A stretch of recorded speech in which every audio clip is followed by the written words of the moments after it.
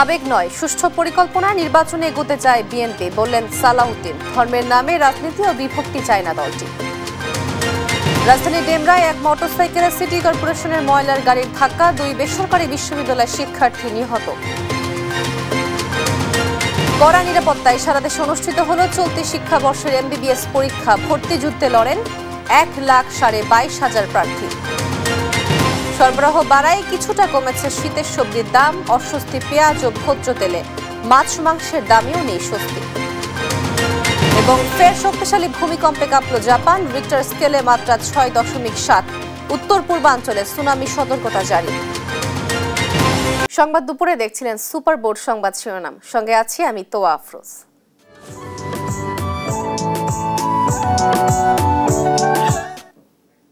এবার বিস্তারিত।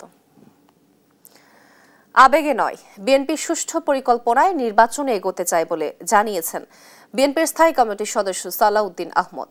সকালে রাজধানীর কৃষিবিদ ইনস্টিটিউশন বাংলাদেশ কেআইবিতে আয়োজিত বিএনপির দেশ গড়ার পরিকল্পনার শীর্ষ কর্মসূচিতে কথা বলেন তিনি। বলেন, ধর্মের নামে রাজনীতি ও বিভক্তি চায় না বিএনপি। ভোট টানতে একটি দল আওয়ামী লীগের বিরুদ্ধে কথা বলছে না বলেও অভিযোগ করেন তিনি। অনেকে 24 অভ্যুত্থানের চেতনাকে রাজনৈতিক সংগঠন করে একক মালিকানা দাবি করেছে, সেটিও ইতিমধ্যে ব্যর্থ হচ্ছে বলেও মন্তব্য করেন সালাউদ্দিন। অনেকে এই অভ্যুত্থানের চেতনাকে নিয়ে রাজনৈতিক সংগঠন করে এটার একক মালিকানা দাবি করেছিল, ইতিমধ্যে সেটা ব্যর্থ হয়েছে। 71-এর চেতনা যারা রাজনৈতিকভাবে ব্যবসা করে রাজনৈতিক ব্যবসা করতে চেয়েছিল বাংলাদেশে, তারা চূড়ান্তভাবে ব্যর্থ হয়েছে। কারণ 71-এর মুক্তিযুদ্ধ, বাংলাদেশের স্বাধীনতা যুদ্ধ, স্বাধীনতা সংগ্রাম এদেশের সকল মানুষেরই যুদ্ধ ছিল, সংগ্রাম ছিল, অভিপ্রায় ছিল। জনগণের চূড়ান্ত অভিপ্রায়ের অভিব্যক্তি হিসাবে বাংলাদেশের জনগণ স্বাধীন হয়েছে, সংবিধান হয়েছে। সুতরাং একে দলীয়করণ করা নাজায়েজ ছিল। এবার আইডিএলসি জনতার ভোট।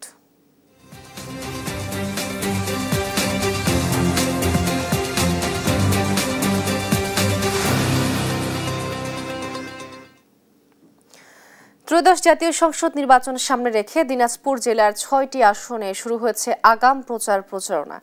বইছে নির্বাচনী হাওয়া। প্রার্থী ও তাদের পক্ষের লোকজন শুরু করেছে দৌড়ঝাঁপ। স্বাস্থ্য, শিক্ষা, মাদক সহ নানা সমস্যা জেলার বেশ কয়েকটি উপজেলায়। সেই সঙ্গে কৃষকদের ন্যায্য মূল্য নিশ্চিত করায় শিল্পাঞ্চলের উন্নয়ন এখন দিনাজপুরবাসীর মূল দাবি। দিনাজপুর থেকে আরো জানাচ্ছেন সহকর্মী তাইফুর রহমান তুহিন। উত্তরের ঐতিহাসিক জেলা দিনাজপুর। এ জেলায় 13টি উপজেলা নিয়ে গঠিত জাতীয় সংসদের 6টি আসন। জেলার আয়তন ৩,৪৪৪.৩০ বর্গ কিলোমিটার। মোট ভোটার সংখ্যা 18,56,345 জন। এর মধ্যে পুরুষ 9,22,881 জন, মহিলা ভোটার 9,33,464 জন। আসন্ন ত্রয়োদশ জাতীয় সংসদ নির্বাচনে দিনাজপুর সদর আসন থেকে প্রতিদ্বন্দ্বিতা করার কথা রয়েছে বিএনপির চেয়ারপারসন বেগম খালেদা জিয়ার। আর 6 নম্বর আসন থেকে প্রতিদ্বন্দ্বিতা করছেন স্থায়ী কমিটির সদস্য এজেড-এম জাহিদ হোসেন। এছাড়াও জেলায় প্রায় প্রতিটি আসনে জামায়াত, জাতীয় নাগরিক পার্টি এনসিপি, গণ অধিকার পরিষদ, ইসলামী আন্দোলন সহ অন্য দলগুলোর প্রার্থীও প্রায় চূড়ান্ত। শহর থেকে গ্রাম পর্যন্ত চলছে গণসংযোগ, পথসভা ও উঠোন বৈঠক। ভোটারদের নানা উন্নয়ন প্রতিশ্রুতি দিচ্ছেন প্রার্থীরা। রাস্তার একটা বড় সমস্যা, কালভার্ট, পানি নিষ্কাশনের কোনো ব্যবস্থা নেই। ব্রিজ দরকার লোকের যাতায়াতের জন্য। লোকসংখ্যার অনুপাতে একটা 50,000 হসপিটাল আছে, সেটাও মানসম্পন্ন না। রেলকে ডেভেলপ করতে হবে। খনিগুলোতে অগ্রাধিকার ভিত্তিতে পার্বতীপুর ফুলবাড়ির লোকজনের চাকরি হতে হবে। বেকার সমস্যা সমাধানের জন্য আমরা উদ্যোগ গ্রহণ করব। এখানকার কৃষকদেরকে যাতে ন্যায্য মূল্যে সার বীজ দেওয়া হয়, এবং ভর্তুকি মূল্যে দেওয়া হয়। আমরা মাদকাসক্ত নির্মূল করার জন্য দাবি উত্থাপনের মাধ্যমে আইন পাশ করার জন্য স্থাপন করব ইনশাআল্লাহ। নতুন বাংলাদেশে যে বন্দোবস্তের নতুনদের যে আকাঙ্ক্ষা তৈরি হয়েছে এবং 24-এর পরে আমাদের যে দায় এবং দরদের রাজনীতির একটা গ্রাউন্ড তৈরি হয়েছে, অনেক রুট লেভেলের মানুষজন যারা বয়স্ক, তরুণ এবং আমাদের বৃদ্ধ, আবাল বনিতা থেকে শুরু করে মায়েরা যারা আছেন প্রত্যেকেই সাড়া দিচ্ছে। ভোটারদের প্রত্যাশা যেমন আকাশচুম্বী, তেমনি তাদের মনে রয়েছে স্থানীয় ও জাতীয় পর্যায়ের নানা প্রশ্ন। কৃষকদের ন্যায্য মূল্য নিশ্চিত করা, শিল্পাঞ্চলের উন্নয়ন এবং স্বাস্থ্য শিক্ষার মান উন্নয়ন, এসবই দিনাজপুরবাসীর মূল দাবি। ধানের দাম এবার খুব একটা নাই, বাজার খুব খারাপ। চাই এরা ভালো সরকারে চাই, যে সরকারের দেশ চলা পারবে সেই সরকারের চাই।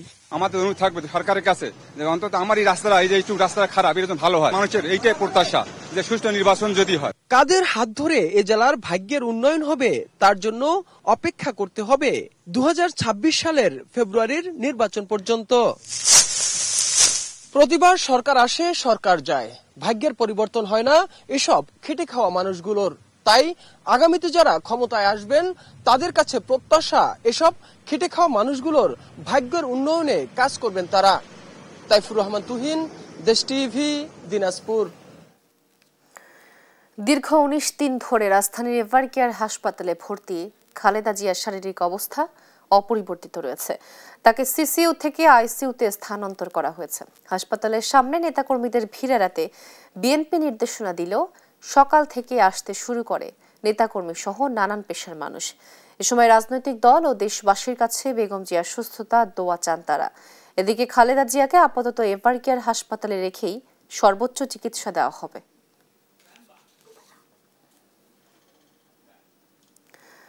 রাজধানী ডেমরায় ঢাকা উত্তর সিটি কর্পোরেশনের ময়লার গাড়ির ধাক্কায় মোটরসাইকেল আরোহী 2 বেসরকারি বিশ্ববিদ্যালয়ের শিক্ষার্থী নিহত হয়েছে। গতরাতে কোনাপাড়া এলাকায় এই দুর্ঘটনা ঘটে। নিহতরা হলেন ইন্ডিপেন্ডেন্ট ইউনিভার্সিটির শিক্ষার্থী ইরাম রেদওয়ান এবং ইউনাইটেড ইন্টারন্যাশনাল ইউনিভার্সিটির শিক্ষার্থী অপু আহমেদ। স্থানীয়রা জানায়, রাতে তারা মোটরসাইকেলে যাওয়ার সময় বেপরোয়া গতি সিটি কর্পোরেশনের ময়লার গাড়িটি তাদেরকে সজোরে ধাক্কা দেয়। এ সময় স্থানীয়রা তাদের উদ্ধার করে ঢাকা মেডিকেলে নিলে চিকিৎসক মৃত ঘোষণা করেন।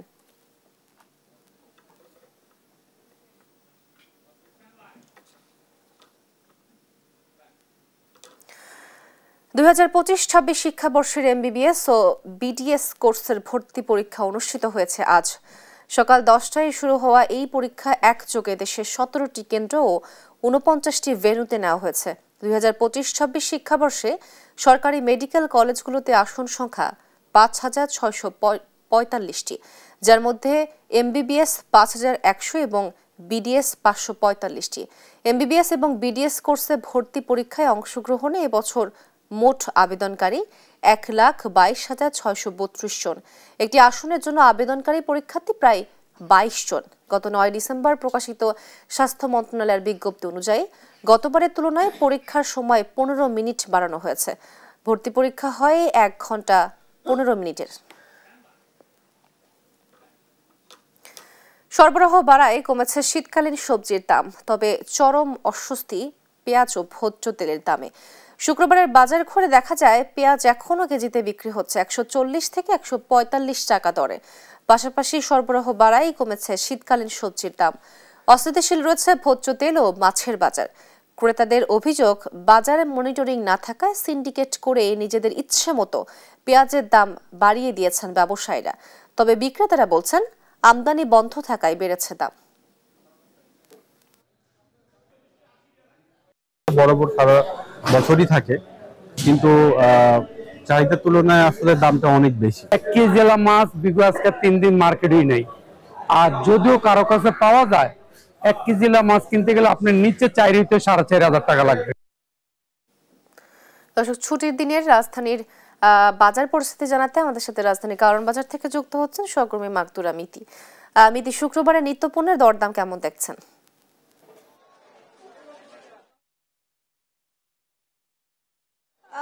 ধন্যবাদ তোয়া। এই মুহূর্তে আমি রয়েছি রাজধানীর কারণ বাজারে। এখানে পুরো বাজার ঘুরে এবং ক্রেতা বিক্রেতাদের সঙ্গে কথা বলে যেমনটা জানতে পেরেছি, নিত্য প্রয়োজনীয় পণ্যের দামে কিন্তু অনেকটাই স্বস্তি মিলেছে।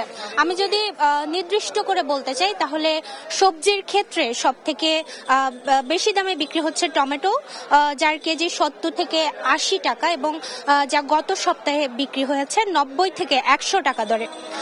সবজির মধ্যে সব থেকে কম দামে বিক্রি হচ্ছে মূলা এবং পেঁপে। প্রতি কেজি মূলা এবং পেঁপে বিক্রি হচ্ছে 20 থেকে 25 টাকা দরে। অন্যদিকে আমি যদি কাঁচামরিচের কথা বলি তাহলে কাঁচামরিচের দামও কিন্তু কিছুটা কমেছে।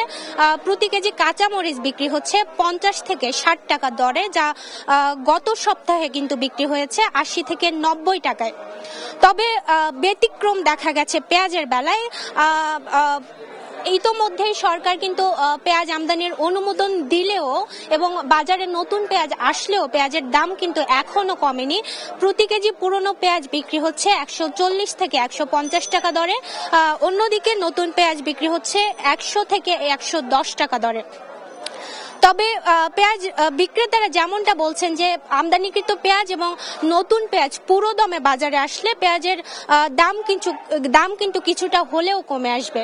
অন্যদিকে আমি যদি মুরগির কথা বলি তাহলে মুরগির দাম কিন্তু গত সপ্তাহের তুলনায় কিছুটা বেড়েছে এবং ব্রয়লার মুরগি গত সপ্তাহে ছিল 150 টাকা এবং এই সপ্তাহে কিন্তু ব্রয়লার মুরগি বিক্রি হচ্ছে 170 টাকা দরে। অন্যদিকে সোনালী মুরগি গত সপ্তাহে 250 টাকায় বিক্রি হলেও এই সপ্তাহে কিন্তু কেজিতে 20 টাকা দরে বেড়ে বিক্রি হচ্ছে 270 টাকায়। তবে দেশি মুরগির দাম কিন্তু অপরিবর্তিত রয়েছে। প্রতি কেজি দেশি মুরগি বিক্রি হচ্ছে 550 টাকা দরে। আমি মাছের কথা যদি বলি, মাছের দাম কিন্তু গত সপ্তাহের তুলনায় কিছুটা বাড়তি। মাছের মধ্যে সব থেকে চড়া দামে বিক্রি হচ্ছে ইলিশ, যা মধ্যবিত্ত এবং নিম্ন মধ্যবিত্তদের একেবারে নাগালের বাইরে, কেননা প্রতি কেজি বড় সাইজের ইলিশ কিন্তু বিক্রি হচ্ছে 3000 থেকে 3200 টাকা দরে এবং মাছের মধ্যে সব থেকে কম দামে বিক্রি হচ্ছে তেলাপিয়া এবং পাঙ্গাস, যারও কেজি কিন্তু 180 টাকা, যা গত সপ্তাহে ছিল 160 থেকে 170 টাকা। তো আমি যদি সর্বশেষ বলতে চাই তাহলে বলা যাবে যে সবজির বাজারে স্বস্তি ফিরলেও কিন্তু মাছ মাংসের বাজারে এখনো স্বস্তি ফেরেনি। মাছ মাংসের দাম কিন্তু অনেকটাই বাড়তি এবং ক্রেতারা যেমনটা প্রত্যাশা করছেন যে সরকারের যথাযথ নজরদারির মাধ্যমে কিন্তু খুব তাড়াতাড়ি তারা প্রত্যাশা করছেন যে নিত্য প্রয়োজনীয় পণ্যের দাম অনেকটাই কমে আসবে। তো আর রাজধানীর কারণ বাজার থেকে এই ছিল আমার কাছে সর্বশেষ তথ্য। মিতি, আপনাকে ধন্যবাদ। আইন লঙ্ঘন করে বসবাসের জন্য বিভিন্ন দেশেই চলছে ধরপাকড়, বাদ যাচ্ছে না বাংলাদেশিরাও। ফলে বহির্বিশ্বে নষ্ট হচ্ছে দেশের সম্মান। বাইরা বলছে কর্মীদের সুরক্ষার জন্য সরকারকেই এগিয়ে আসতে হবে। অভিবাসন বিশেষজ্ঞরা দায়ী করলেন দূতাবাসগুলোর দক্ষতার অভাব এবং উদাসীনতাকে। এখনই পদক্ষেপ না নিলে শ্রমবাজারে বাংলাদেশ নিয়ে আরও নেতিবাচক প্রভাব পড়বে। তৌফিক মাহমুদ মুন্নার রিপোর্ট। বহির্বিশ্বের বিভিন্ন দেশ অবৈধ অভিবাসন বিরোধী কঠোরনীতি অনুসরণের কারণে নিজ নিজ দেশে অভিযান পরিচালনা করছে। মালয়েশিয়া, সৌদি আরব, যুক্তরাষ্ট্র সহ বিভিন্ন দেশে চলছে ধরপাকড়। এসব অভিযানে গ্রেপ্তার হচ্ছেন বাংলাদেশিরাও। আবার ভিসা নিয়ে অনেকেই ঢুকতে পারছেন না বিভিন্ন দেশে। বিমানবন্দর থেকে ফেরত পাঠানো হচ্ছে তাদেরকে। এসব ইস্যুতে সবথেকে বেশি সুনাম নষ্ট হয় রিক্রুট এজেন্সির দাবি বাইরার। কর্মীদের সুরক্ষার জন্য সরকারকে এগিয়ে আসতে হবে দাবি করে বিশেষ পদক্ষেপ নেওয়ার আহ্বান জানান তারা। যাওয়ার পরে দেখা গেল যে কোনো না কোনো কারণে এমপ্লয়ার তাকে কোনোভাবে তাকে জব ঠিকমতো দিচ্ছে না, স্যালারি ঠিকমতো দিচ্ছে না, সেক্ষেত্রে কিন্তু সেই একটা পর্যায়ে গিয়ে কিন্তু ইলিগাল হয়ে যাচ্ছে। তো এই জায়গাগুলোতে আমি মনে করি এটা আমাদের দেশের এই মানুষগুলোকে রক্ষা করার জন্য আমাদের সরকারের একটা ইনিশিয়েটিভ নিতে হবে। বিশেষ করে অ্যাম্বাসিগুলোতে সেরকম জনবল দিয়ে এই যাদের প্রবলেম আছে তাদেরকে টেক কেয়ার করার একটা সুবন্দোবস্ত করতে হবে। আমি স্পেশালি বলবো সৌদি আরবে আমাদের অনেক কর্মী কিন্তু আকামা পাচ্ছে না। দেশের ইমিগ্রেশন ব্যবস্থায় গাফিলতি রয়েছে উল্লেখ করে অভিবাসন বিশেষজ্ঞ আসিফ মুনির জানান, এতে সরকারের সুনাম দিন দিন নষ্ট হচ্ছে। তো সেইটার কারণে কিন্তু আগাম তথ্যগুলো তাদের ইন্টেলিজেন্সের কাছে থাকে। অনেক সময় যেটা এখন নতুন প্রবণতা দেখা যাচ্ছে যে বিমানবন্দর থেকেই তাদের ফেরত পাঠানো হচ্ছে। তার মানে কি তাদের ইমিগ্রেশন কর্তৃপক্ষ অনেক তৎপর, পাশাপাশি যদি চিন্তা করি যে আমাদের ইমিগ্রেশন কর্তৃপক্ষ তাহলে কি করছে, ধরা যাক একটা মানুষ ট্যুরিস্ট ভিসা নিয়ে যাচ্ছেন, তাকে আমাদের ইমিগ্রেশন পার করে দিল, ছেড়ে দিল যে হ্যাঁ তার তো ভিসা আছে, কারণ তার বৈধ পাসপোর্ট বৈধ ভিসা আছে, আমি ছেড়ে দিলাম। কিন্তু যেই দেশে যাচ্ছে ওই একই পাসপোর্ট একই ভিসার কারণে তাকে ফেরত পাঠাচ্ছে। কেন? কারণ তারা তাকে কথা বলে বুঝতে পারছে যে সে আসলে ওখানে ট্যুরিস্ট হিসেবে যায়নি। সরকারের সিদ্ধান্ত এবং বাস্তবায়নের দুর্বলতা এবং দূতাবাসগুলোর উদাসীনতাকেও দায়ী করলেন এই অভিবাসন বিশেষজ্ঞ। ধরেন আমরা যদি বলি যে আইদার আমাদের দূতাবাসের দক্ষতার অভাব রয়েছে অথবা এক ধরনের উদাসীনতা রয়েছে। আমাদের কর্তৃপক্ষের ব্যাপারেও এক ধরনের তাদের সম্পর্কে একটা ধারণা তৈরি হচ্ছে যে তারা যথেষ্ট তৎপর না, অথবা তাদের মধ্যে দেশপ্রেমের অভাব আছে এই অর্থে যে সুনাম যেটা ক্ষুণ্ণ হচ্ছে সেটা তারা দেখছে না। এখন মানুষ যখন ডেসপারেট হয়ে যায় বা তারা মনের মধ্যে কাজ করে যে না আমার যেতেই হবে, সে হয়তো তখন যে কোনোভাবেই যাওয়ার চিন্তা করে। কিন্তু তাকে সচেতন করা, তাকে দরকার হলে তাকে বাধা দেওয়া, এই কাজগুলো তো সরকারের করতে হবে। দেশের সুনাম রক্ষা এবং শ্রমবাজার ধরে রাখতে দ্রুত পদক্ষেপ নেওয়া দরকার বলে মনে করেন এই বিশেষজ্ঞ। তৌফিক মাহমুদ মুন্না, দেশ টিভি, ঢাকা। জীবনমান উন্নয়নের স্বপ্ন নিয়ে ঢাকা শহরে বসবাস করেন কোটি মানুষ। এক টুকরো আশ্রয়ের খোঁজে বেশিরভাগ মানুষই থাকেন ভাড়া বাসায়। রোজগারের অধিকাংশ খরচই যখন বের হয়ে যায় বাসা ভাড়ায়, তখন সংসারে অন্যান্য খরচ চালাতে হিমশিম খান রাজধানীর ভাড়াটিয়ারা। যৌক্তিক বাসা ভাড়া ও সুযোগ সুবিধা নিশ্চিতের দাবি ভাড়াটিয়াদের। এই ঝিমেলের রিপোর্টে দেখুন বিস্তারিত। ঢাকা শহরে ৩ কোটি মানুষের মধ্যে প্রায় 2 কোটি 7 লাখ মানুষই থাকেন ভাড়া বাসায়। জীবনমান উন্নয়নের লক্ষ্যে দেশের বিভিন্ন অঞ্চল থেকে ঢাকাগামী মানুষের যাত্রা যেন থামছেই না। আর ঢাকায় আসা মানুষের চাওয়া মনের মতো একটি থাকার জায়গা। সে চাওয়া পূরণ করতে তাদের আয়ের সিংহভাগ খরচ হয় বাড়ি ভাড়ায়। শিক্ষা, চিকিৎসা ও পরিবারের সার্বিক খরচের জন্য সীমিত আয়ে মাস চালাতে হিমশিম খেতে হয় ভাড়াটিয়াদের। আমাদের এখানে টিকে থাকাটাই কষ্ট ঢাকাতে। এখন খেয়ে পরে বেঁচে থাকা, 2 বেলা খেয়ে বাসা ভাড়া দিতে দেয়, সব টাকা চলে যায়। খাই আর না খাই, বাড়িওয়ালা আমার সময় মতো ঠিকই আমার বাসা ভাড়া দেওয়া লাগতেছে। সেই বাসা ভাড়া দেয়া তারপরে আমাদের সংসার চালাইতে আমাদের খুব কষ্ট হয়। যে আয়টা কিন্তু আগেরটাই রয়ে গেছে, কিন্তু বাসা ভাড়া প্রতি বছর বেড়ে যাচ্ছে। এইখানে যে ভাড়া হওয়া উচিত তার চেয়ে অনেক বেশি হয়ে যাচ্ছে। গ্যাস, বিদ্যুৎ, পানি সহ বাসায় ঢোকা ও বেরোনোর সুযোগ সুবিধা ব্যাহত হওয়ার অভিযোগও করেন ভাড়াটিয়ারা। এতে তৈরি হয় বাড়িওয়ালা ভাড়াটিয়ার তিক্ত সম্পর্ক। বাসা ভাড়ায় আপনার মনে করেন যে একটা বিশাল অঙ্ক চলে যায় ইনকামের। 11টার পরে বা 12টার পরে আমাদেরকে কোনোভাবে ঢুকতে দেবে না, এরকম একটা ওনাদের থেকে যায়। তো আমরা তো কাজ করে দিয়ে তো আমাদের 1টা 2টা বাজতে পারে বা 3টা বাজতে পারে, কিন্তু তখন গেলে বাইরে আলাদা বলে যে নট এলাও। আর আমরা যখন বলি যে আমাদের ফ্ল্যাটের একটা সমস্যা হয়েছে, এটা রিপেয়ারিং করে দেন বা এই কাজটা আমাদের করে দেন, তখন কিন্তু তারা ওই আগ্রহটা দেখায় না। শুধু আমার না, ঠিক আছে, আপনার ঢাকা শহরে 99% লোকে আপনারা বলবে যে বাসা ভাড়া বাড়িওয়ালারা খুব টর্চার করে। এদিকে বাড়িওয়ালারা বলছেন যৌক্তিক ভাড়া নেওয়া হচ্ছে ভাড়াটিয়াদের কাছ থেকে। ভাড়াটিয়াদের জটিলতায় বেশ ভোগান্তি পোহাতে হয় বলে জানান বাড়িওয়ালারা। দেখা যায় 6 মাস 1 বছর পর পরই বিদ্যুৎ বিল, পানির বিল এগুলি বাড়তেছে। তখন একটা হারে বাড়াইতে গেলে তখন ভাড়াটিয়াদের অনেক রকম অভিযোগ শোনা যায়। এই ট্যাক্সের অনেক কাগজপত্র, অনেক পানির বিল, গ্যাসের বিল, লাইটের বিল, এরপরও নানান ধরনের সম্মুখীন হইতে হয় আমাদের। তাদের এই যে অনেক বাড়াইতে আছে, কিছু ওই ভাড়া দেয় না ঠিক মতো। বাড়িওয়ালাও খরচ আছে, বাড়ি যে করছে মনে করে 2 কোটি টাকা বাড়ি করছে, এটা কথার কথা, 2 কোটি বাড়ি করছে, কারেন্ট বিল আছে, পানি বিল আছে, ইনকাম ট্যাক্স আছে, ওইটা আছে, ঠিক না। 27 নভেম্বর রাজধানী বাড়িওয়ালাদের সঙ্গে বৈঠক করে কোন এলাকার বাড়ি ভাড়া কেমন হবে সেবা অনুযায়ী ভাড়া নির্ধারণ ও তালিকা করে দেওয়ার কথা জানায় ঢাকা উত্তর সিটি কর্পোরেশন। সরকারের এই সিদ্ধান্ত বাড়িওয়ালা ভাড়াটিয়াদের মধ্যে সুসম্পর্ক বাড়বে বলে আশা সংশ্লিষ্টদের। ঝিমেল, দেশ টিভি, ঢাকা। শিক্ষক সংকট সহ নানামুখী সমস্যায় জর্জরিত বগুড়ার সরকারি প্রাথমিক বিদ্যালয়গুলো। বর্তমানে জেলায় প্রধান শিক্ষক সহ 1338 জন শিক্ষকের পদ শূন্য রয়েছে। এ সংখ্যা চরাঞ্চলের স্কুলগুলোতে সবচেয়ে বেশি। পাশাপাশি দীর্ঘদিন সংস্কার হয়নি 200-র বেশি প্রতিষ্ঠানের ভবন। ঝুঁকি নিয়ে এসব ভবনে চলছে পাঠদান। সহকর্মী সঞ্জু রায়ের রিপোর্ট। খরস্রোতা যমুনার চরাঞ্চলে শৈশব থেকেই সংগ্রাম করে বেড়ে ওঠেন এসব কোমলমতি শিক্ষার্থীরা। পরিবারে অভাব অনটন থাকলেও কাঁধে ব্যাগ আর বুক ভরা স্বপ্ন নিয়ে এসব শিক্ষার্থী ছুটে আসেন বিদ্যালয়ে। বগুড়া সারিয়াকান্দির কাজলাচরের বেড়া পাঁচবাড়িয়া সরকারি প্রাথমিক বিদ্যালয় ভবনের পলেস্তারা এভাবেই খুলে পড়ছে। আধুনিক শৌচাগার নির্মাণ করা হলেও তা বন্ধ রাখা হয়েছে বছরের পর বছর। পাশে আরেকটি শতবর্ষ পুরনো চর জামথল সরকারি প্রাথমিক বিদ্যালয়ে এখনো আধা পাকা ভবনেই চলছে পাঠদান।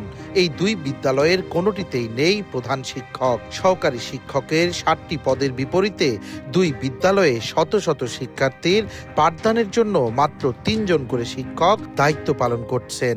আমরা চরম শিক্ষক যে সংকট, এই সংকটে ভুগতেছি। মিনিমাম 4 জন শিক্ষক সবসময় ক্লাসে লাগে এবং প্রতিদিনই তথ্য দেওয়া।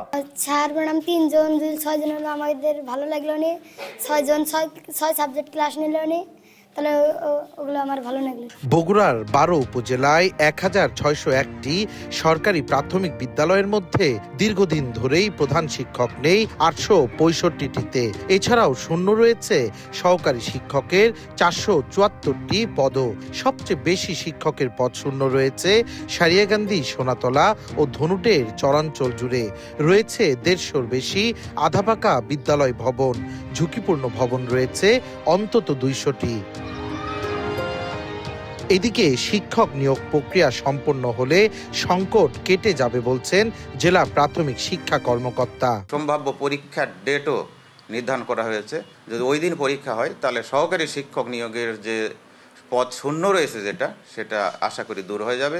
দ্রুত ঝুঁকিপূর্ণ ভবন ও শিক্ষক সংকট সমস্যা নিরসন হবে এমনই প্রত্যাশা শিক্ষক, শিক্ষার্থী ও অভিভাবকদের। সঞ্জু রায়, দেশ টিভি, বগুড়া। চাঁদপুর শহরে ঘোলা ও ময়লাযুক্ত পানি সরবরাহ করছে পৌরসভা। এতে চরম স্বাস্থ্য ঝুঁকিতে পড়ছেন বাসিন্দারা। দেখা দিয়েছে বিশুদ্ধ খাবার পানির সংকট। যদিও পৌর কর্তৃপক্ষ বলছে সংকট সমাধানে দেওয়া হয়েছে উদ্যোগ। সহকর্মী শরীফ আহমেদের রিপোর্ট জানাচ্ছেন শায়লা খান। চাঁদপুর পৌরসভায় প্রতিদিন পানির চাহিদা 24,300 ঘনমিটার হলেও দৈনিক পানির সরবরাহ সম্ভব হয় মাত্র 18,000 ঘনমিটার। পানি চাহিদার যোগানে ভূপৃষ্ঠ পানি শোধনাগার পাম্পের মাধ্যমে ডাকাতিয়া নদীর পানি সরবরাহ করা হয় চাঁদপুর শহরে। কিন্তু শোধনাগারের দুপাশে থাকা ড্রেনেজ লাইনের ময়লা পানিও মিশে যায় সরবরাহকৃত বিশুদ্ধ পানির সঙ্গে। তবে ফিটকিরি ও ব্লিচিং দিয়ে পানি শোধন করা হয় বলে জানান শোধনাগারের দায়িত্বরতরা। নদীর থেকে আমাদের পানি আসে, আসার পর আমাদের এখানে ফিটকারি দেওয়া হয়, দেওয়ার পর আমাদের পানিও এখান থেকে ফ্রেশ পানি ফিল্টার আসে। এখান থেকে পানি আসে, ওখানে রাইস মিল আছে, রাইস মিলের শাড়িগুলি ওখানে পড়ে, ভুসি পড়ে। তাদেরকে অনেকবার আমরা বলার পরও আমাদের পৌরসভার থেকে ওনা করে ডাকাইছে, ডাকিয়ে এরপরে কয়দিন তারা নিয়ে নদীর মাঝখানে বালাইছে। ততই আমরা পানির মধ্যে ফিটকারি, ব্লিচিং ইনস্ট্রুমেন্ট ব্যবহার করি, এত আমাদের পানিগুলা অ্যাকুরেট হচ্ছে না। তবে শহরবাসী বলছে ডাকাতিয়া নদীর পানি বিশুদ্ধকরণ ছাড়াই সরবরাহ করা হচ্ছে। এতে অনেকে আক্রান্ত হচ্ছেন চর্মরোগ সহ কঠিন রোগে। ক্যান্সার, তারপর কেঁচা, শামুক টামুক আসে। পানির বালতিতে ভরে রাখলে পানির নিচে ময়লাগুলি নিচে দেখা যায়। উজু করতে যায় যখন ট্যাপটা ছেড়ে দেই, দেখা যায় পানিটা ময়লা আসে, আমরা পানিটা 2-3 মিনিট ছেড়ে অপেক্ষা করতে হয় পানিটা ভালো পানি আসে কিনা। বর্তমানে চাঁদপুর পৌরসভার 3টি ওয়াটার ট্রিটমেন্ট প্লান্টের মধ্যে শুধু 2টি সারফেস প্লান্ট সচল রয়েছে। চাঁদপুর পৌরসভার প্রশাসক বলছেন সংকট সমাধানে এরই মধ্যে নেওয়া হয়েছে ব্যবস্থা। এই ড্রেনগুলো তো আসলে আমার এই সময়েই যে হয়েছে তা না, এগুলো যুগ যুগ ধরে এখানে আছে আর কি। তো আমাদের নলেজে এসেছে এবং নলেজে আসার পর আমরা ইতিমধ্যে এটা প্রজেক্ট নিয়েছি এবং প্রজেক্ট নিয়ে ড্রেনগুলোকে কীভাবে ডাইভার্ট করে দেওয়া যায় সেজন্য আমরা চেষ্টা করছি। প্রথম শ্রেণীর সুবিধা সম্পন্ন এই পৌরসভায় পানি সমস্যার স্থায়ী সমাধান চান বাসিন্দারা। শায়লা খান, নিউজ ডেস্ক, দেশ টিভি।